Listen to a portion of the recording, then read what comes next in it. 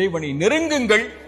உங்கள் வாழ்வில் எது இல்லை என்றாலும், எதை நீங்கள் இழந்திருந்தாலும் அந்த கவலையை இறைவன் நீக்கி அவனிடத்திலே நெருங்குவதற்குரிய வாய்ப்பை இறைவன் கொடுத்து, உங்களுக்கு எதை வேண்டுமோ அதை அவனிடத்திலே கேட்டுப் பெறுவதற்குரிய அவகாசத்தையும் இறைவன் நீட்டித்து தருவார்.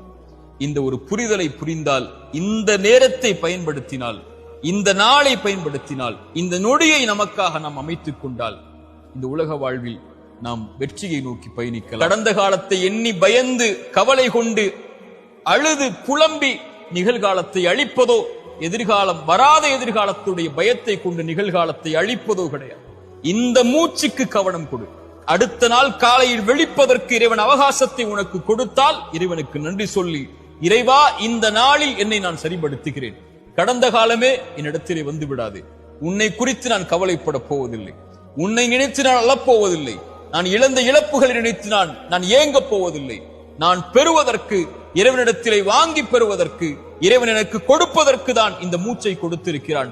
அவனிடத்திலே எது இல்லையோ, எதை நான் இழந்தேனோ அதை சரிபடுத்துவதற்கு அவனை அழைப்பேன், அவன் எனக்கு கொடுப்பான். நீ வந்து விடாதே, நீ சென்று விடு. எதிர்காலமே நீ வரவே இல்லை, உன்னை குறித்த பயம் எனக்கு எதற்கு? நான் நிகழ்காலத்தை சரியாக பயன்படுத்துகிறேன். இந்த நேரத்தில்